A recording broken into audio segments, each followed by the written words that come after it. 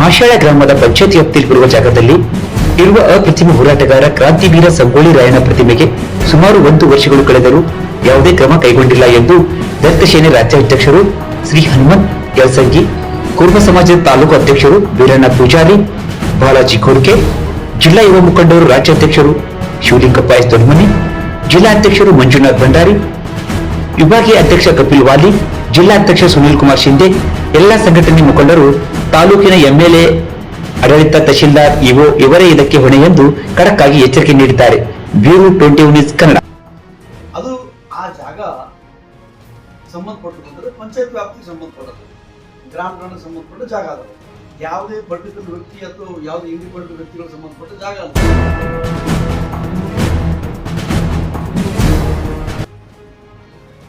ಯಾವುದೋ ಒಬ್ಬ ವ್ಯಕ್ತಿಗಳದ್ದು ಜಾಗ ಇತ್ತು, ಅವ್ರು ಡಿಸ್ಪ್ಯೂಟ್ ಮಾಡಬೇಕಿತ್ತು, ನಮ್ಮ ಜಾಗ ಬಂದಿದ್ರು ಅಂದ್ರೆ ಇಲ್ಲ, ಅವ್ರು ಸ್ವಲ್ಪ ಡಿಸ್ಪ್ಯೂಟ್ ಅದ, ಅದ್ರ ಬಗ್ಗೆ ಕ್ಲಿಯರ್ ಆಗಲಿ, ಕ್ಲಾರಿಫೈ ಆದ ನಂತರ ನಾವು ಅದ್ರ ಬಗ್ಗೆ ಚರ್ಚೆ ಮಾಡೋಣ.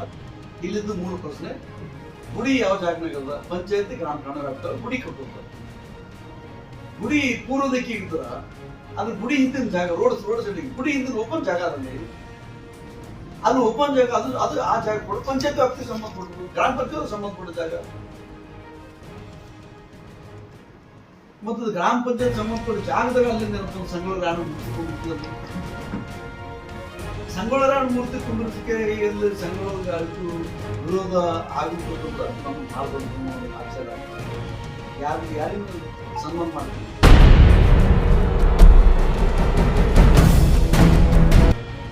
ಸ್ವಾತಂತ್ರ್ಯ ಸಂಗ್ರಾಮ ಕಿತ್ತೂರು ನಮ್ಮ ಜೊತೆಗೆ ಬ್ರಿಟಿಷರ ಪಾಲಿಸುವ ಸ್ವಪ್ನ ಆಗಿರುವ ತನ್ನ ಕಿತ್ತೂರು ರಾಜ್ಯ ಸಲುವಾಗಿ ಏಳಿಗೆ ಅಂತ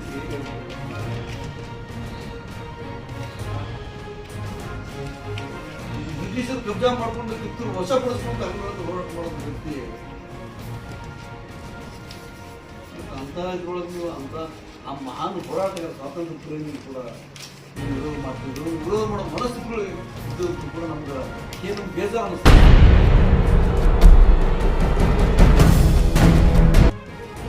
ಏನ್ ಮಾಡಕತ್ರಿ ಎಮ್ಎಲ್ ಅಬ್ಜರ್ವರ್ ಎಮ್ಎಲ್ ಏನ್ ಮಾಡಕತ್ರಿ?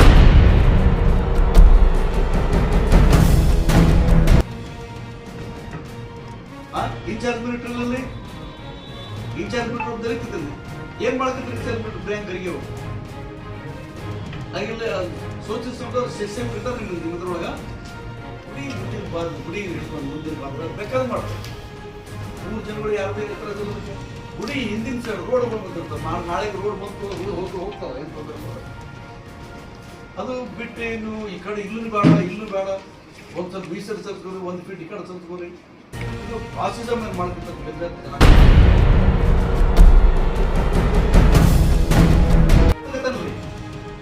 ತಾಲೂಕ್ ಪಂಚಾಯತ್ ಇವಾಗ ಕಾಮನ್ ಸೆನ್ಸ್ ಕೊಡಿ ಅವನಿಗೆ.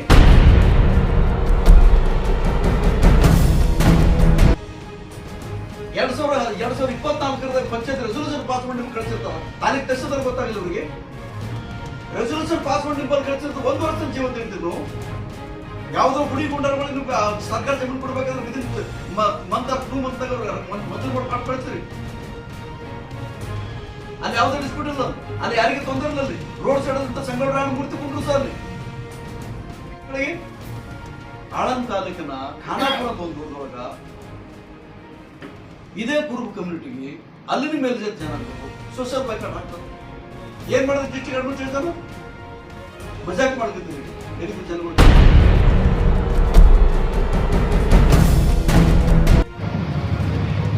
ಆಗಸ್ಟ್ 15ನೇ ತಾರೀಕಿಗೆ ಮಾಶಾಳ ಗ್ರಾಮದೊಳಗ ಏನು ಸಂಗೊಳ್ಳಿ ರಾಯಣ್ಣನ ಪ್ರತಿಮೆ ಅದ, ಆ ಪ್ರತಿಮೆ ಗಾರ್ಡನಿಂಗ್ ಮಾಡಿ ಭಾರತ ಸ್ವಾತಂತ್ರ್ಯ ಧ್ವಜ ತಿರಂಗ ಧ್ವಜ ಹಾರಿಸಕ್ ನಾವು ಬರ್ಲಿಕ್ಕೀವಿ ಮಾಡ್ಕತ್ತೀರಿ.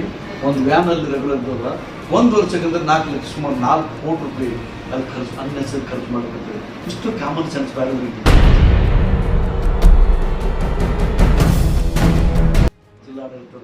ಜಿಲ್ಲಾ ಇನ್ಚಾರ್ಜ್ ಇಲ್ಲಿ ಎಮ್ಎಲ್ಎ ಆದಷ್ಟು ಬಗ್ಗೆ ಸ್ವಲ್ಪ ಸರಿಪಡಿಸುವ. ಹೆಚ್ಚು ಕಡಿಮೆ ಏನಾದ್ರು ಆಯ್ತು ಅಂದ್ರೆ ಅದಕ್ಕೆ ನೀವು ಜವಾಬ್ದಾರ ಆಗ್ತೀವಿ.